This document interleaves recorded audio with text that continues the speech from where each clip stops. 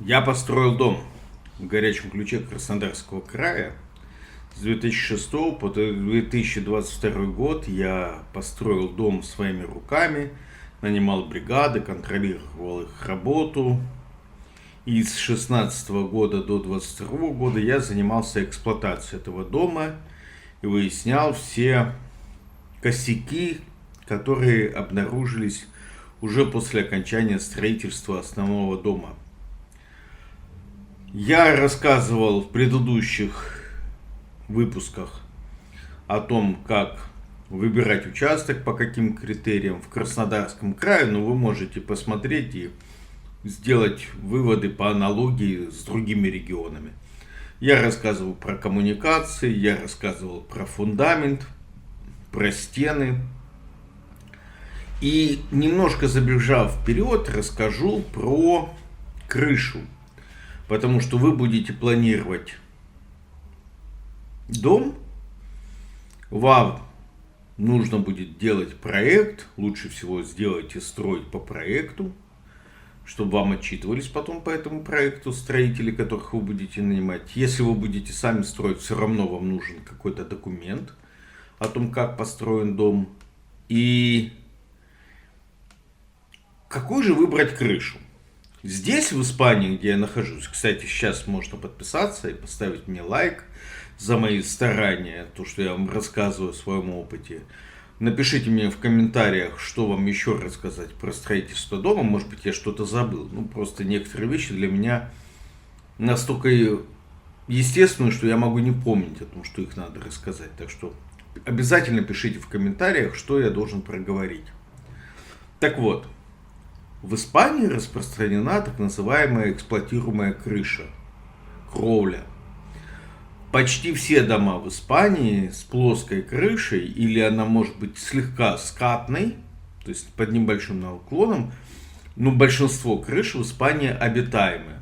То есть туда можно выйти, и пол на этой крыше будет, скорее всего, плиточкой выложен, как в ванной или как в коридоре.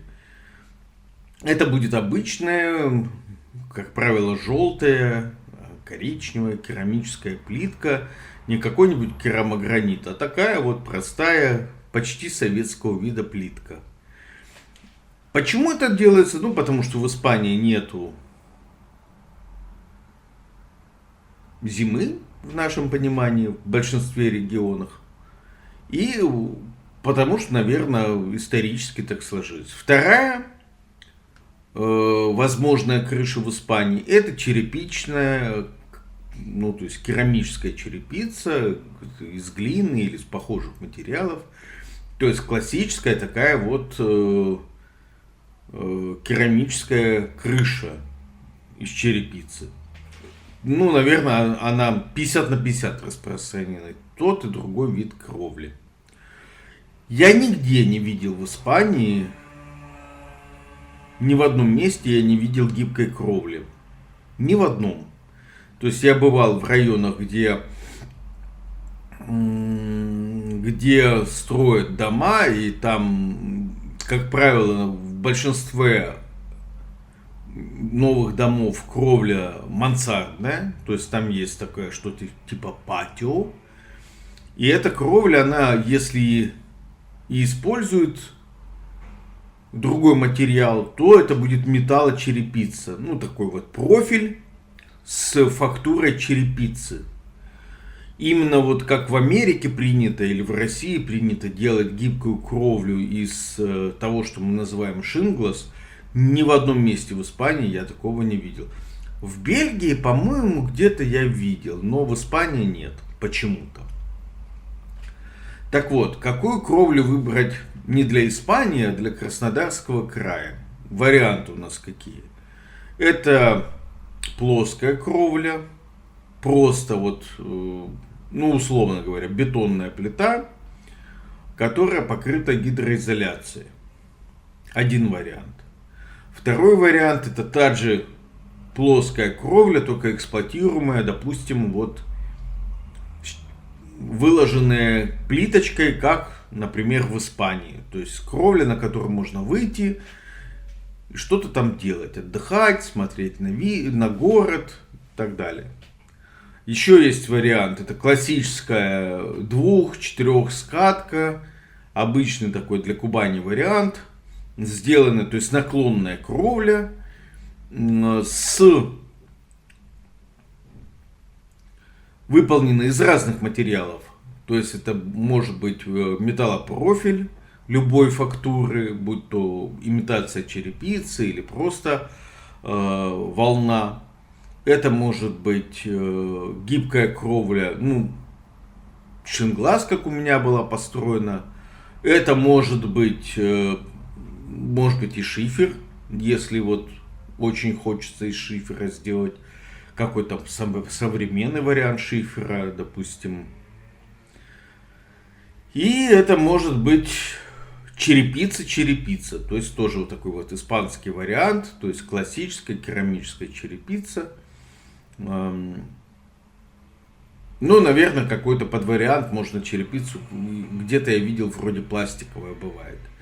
Вот все возможные варианты. То есть основных два типа, это плоская или наклонная, и дальше выбираете какие материалы. Соответственно, под плоскую кровлю вам нужна некая плита или какая-то ровная поверхность с небольшим наклоном. Под, соответственно, наклонную кровлю нужна стропильная система. Два варианта. То есть вариант первый, как я видел, делал сосед на Ольховой, там в Горячем Ключе. Он сделал плоскую кровлю, то есть залил бетонную плиту. Видимо, он соблюдал некие уклоны небольшие, чтобы был сток влаги с этой кровли, чтобы там лужа не стояла. И получилось у него ограждение кровли буквой «П». С одной стороны у него плита, соответственно, был сток в основании буквы «П». По районам Краснодарского края примерно можно разделить следующее. Предгорья и горные районы, то есть это все, что южнее реки Кубань. Там характерно обильное выпадание снега. Снег этот часто мокрый. И вот в Горячем Ключе на участке я наблюдал метр снега. Легко. Чуть ли не каждую зиму. Да, этот снег выпадает на несколько недель, но он выпадает. И с этим надо что-то делать. То есть надо рассчитывать на то, что такой вот слой снега выпадет.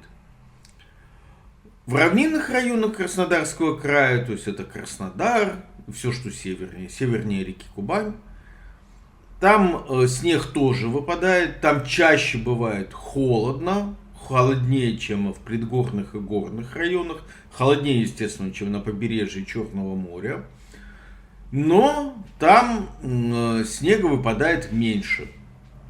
То же самое касательно дождя.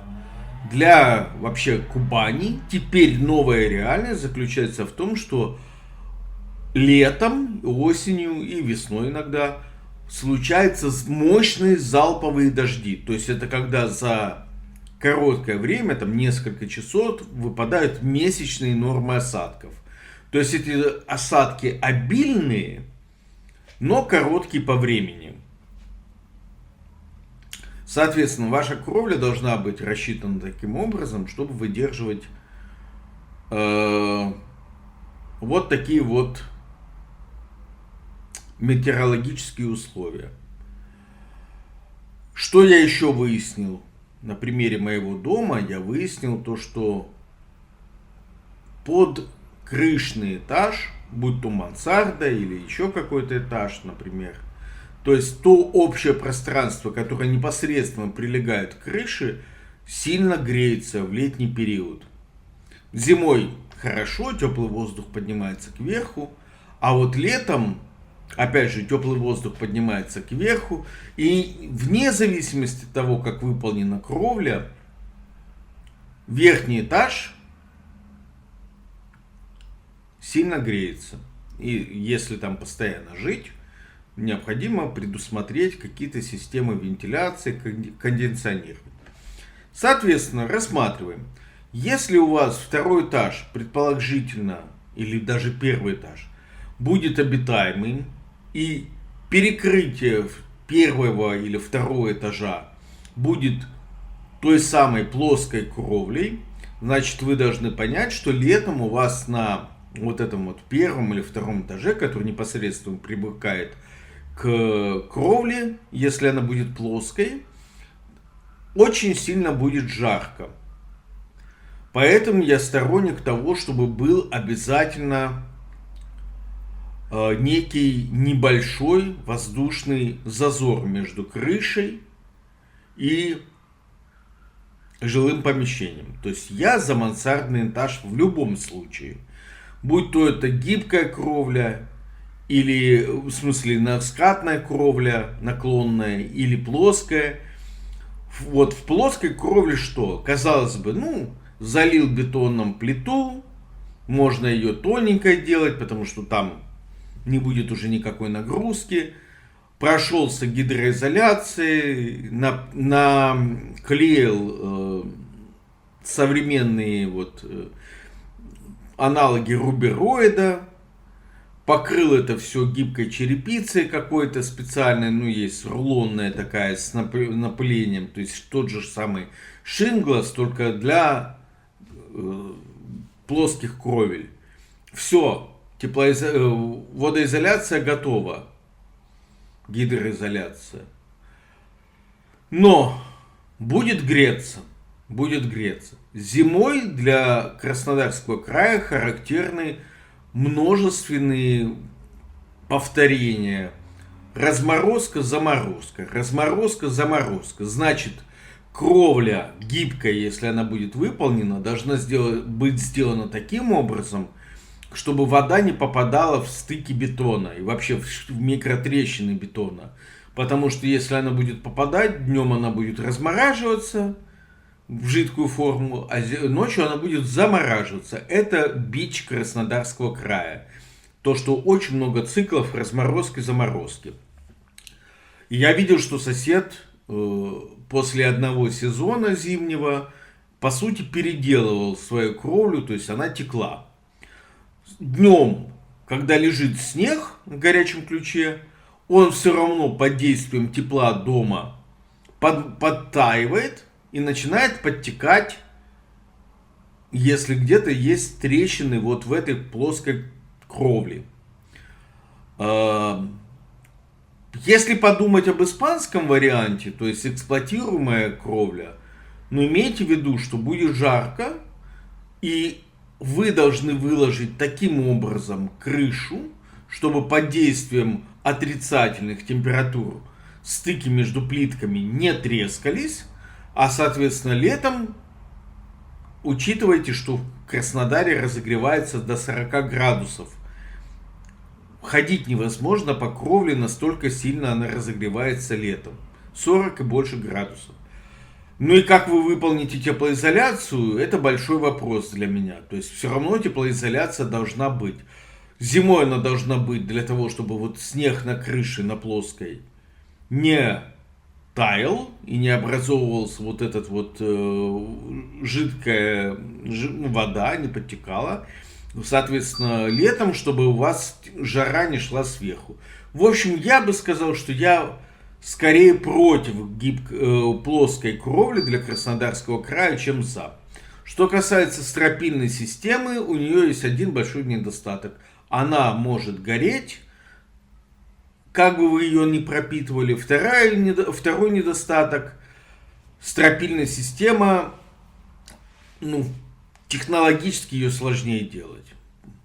Но, с другой стороны, вы можете сделать себе так называемый пирог, то есть многослойную теплоизоляцию, предусмотреть термозазор между кровлей и, соответственно, теплоизоляционным слоем, установить мембрану, которая будет отсекать влагу, чтобы теплоизоляция была сухой, установить защиту, чтобы в термозазор, когда будет задувать ветер, а ветра в Краснодарском крае сильные, чтобы не сдувало теплоизоляционный материал, что бы вы там не использовали, минеральную вату, пенопласт или пеноплекс, или еще какие-то базальтовую вату, как вариант минеральный. Вот это все, вот этот слоеный пирог просто дорого, и вам нужно контролировать, чтобы все выполнили по технологии. Но я за то, чтобы второй этаж, или вернее этаж, который будет крышей, чтобы он был мансардным, чтобы он был как минимум 1,5 метра высотой, тогда будет образовываться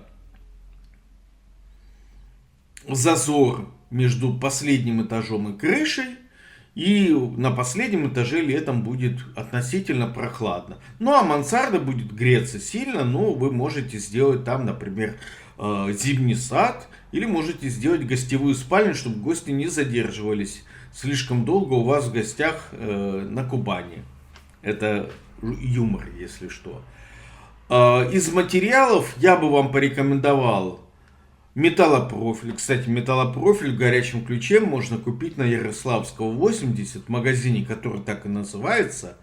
Там вы найдете менеджера Альбину, которая вам рассчитает, как нужно делать крышу, из каких материалов, предложит варианты, посчитает все необходимые аксессуары. Там же вы можете купить доску для стропильной системы, там же вы можете заказать доставку, и там же вы можете купить и цемент, и металл, и все, что вам нужно для любого типа крыши. Например, если вам нужно сделать опалубку для плоской эксплуатируемой крыши, или вы хотите скатную кровлю сделать себе, все это вы можете сделать на Ярославского 80 в горячем ключе, в магазине металлопрофиль. Я лично последние годы, когда делал крыши, покупал все на Ярославского 80. И вам советую так делать. Максим, руководитель этого магазина, компанейский парень, может с вами поболтать за жизнь и сделать вам интересную скидку. Приезжайте и пользуйтесь этими услугами, которые они оказывают. И резко у них есть, и магазин всяких метизов. То есть приехали в одном месте, купили все, что нужно, и довольны. Плюс еще интересная беседа с сотрудниками. Я сильно вам рекомендую пользоваться именно этим магазином. Так вот, берете кровлю, допустим, из металлопрофиля, как самый бюджетный вариант. Дальше взяли минвату для того, чтобы сделать теплоизоляционный слой. Это обязательно, потому что просто металлическая кровля будет дико греться. Просто до чуть ли температуры кипения. Нужно брать 2 мембраны, чтобы отсекать влагу изнутри дома и ветрозащиту делать поверх минеральной ваты. И берите, пожалуйста, обрезную доску, стропила, вот там металлопрофили, как я, например, вам предлагаю на Ярославского 80. То есть я бы сделал мансарду. Обязательно.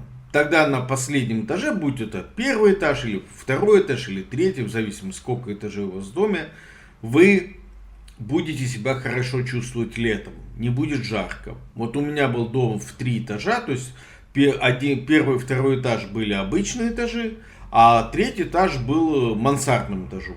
Вот на третьем этаже летом было очень тяжко, нужно было хорошо проветривать, чтобы можно было там находиться. Но зато первый и второй этаж сплит-систему я включал только в ситуации острой необходимости, то есть в редкие дни. А так в основном было очень комфортно, потому что дом, когда стоит на земле, то в нем намного легче летом жить, чем в квартире. Меньше вокруг того, что греется. Ну вот, я вам по кровле сказал. Моя кровля идеальная, это кровля, конечно, из черепицы. Это идеальная кровля, я всем советую, если деньги позволяют, не экономьте, покупайте настоящую керамическую черепицу, делайте кровлю из этого. Из чего делать стропильную систему? Ну вот меня очень опыт мой пугает, то что стропила, к сожалению, в классическом виде делаются из дерева, а оно горючее. Я свои стропила пропитывал от жучка, огнебиозащиты от огня, но все равно они сгорели. Категорически не рекомендую делать кровлю из шингласа, такая, как у меня была. Вот совсем не рекомендую. Она, как вы понимаете, горит аж в путь. Первое, потому что там все горючее. Дерево и синтетические материалы на основе нефти. Все это горит. Кровля пропитывается специально, проходится мастиками разными, чтобы была гидроизоляция, чтобы это дерево, ОСБ плита не разбухало. Поэтому все это жутко горючее, как бы вы ни хотели. И более того, хочешь не хочешь, со временем, во время эксплуатации, начинает подтекать влага, там-сям, за десятки лет это случается. Мне уже кровлю, поскольку я все-таки строил дом больше 10 лет, в одном месте, там где снег лежал и не сдувало его, в одном месте мне пришлось кровлю ремонтировать, потому что подтекло и разбухло. Вырезал кусок кровли, заменял, подкладывал, все такое. Поэтому мой вариант бюджетной кровли — это металлочерепица, металлопрофиль на Ярославского 80. А вариант супер — это керамическая черепица, и сделать такой испанский вид дома. Обязательно с воздушным зазором между жилым этажом и самой кровлей. То есть мансардный этаж обязательно. Все. Подписывайтесь на меня и пишите мне в комментариях, что вы думаете по поводу предложенных мной вариантов. Почему я рассказал сейчас о крыше, не рассказывая, например, об инженерных системах, не рассказывая об отделке, обо всем. Потому что вы должны выбирать, прежде чем начинать строить, какой у вас должен быть дом. Я бы выбрал первый этаж. Это там все помещения, которым вы собираетесь пользоваться почти всегда, это первый этаж. То есть все ваши спальни, все ваши кабинеты, все ваши кухни, столовые, все на первом этаже, на одном уровне. По лестницам ходить жутко неудобно, и главное, лестница внутри дома занимает большое место. Второй этаж я бы сделал для гостей. Одна или две спальни на втором этаже, он же мансарда. Чтобы туда можно было в случае приезда незваных или званых гостей кого-то отправить. Но чтобы в обычной жизни туда не бегать каждый день. Не для того, чтобы спать, не для того, чтобы развлекаться. То есть это по сути воздушный зазор между крышей и жилыми помещениями. Иногда используемый в качестве спальни. И сделал бы второй этаж не больше, чем 1,5 метра высотой. Ну, может быть 2. То есть 2 бы сделал в самом высоком месте, остальное это скаты кровли. Для кровати 2 метров поставить достаточно будет.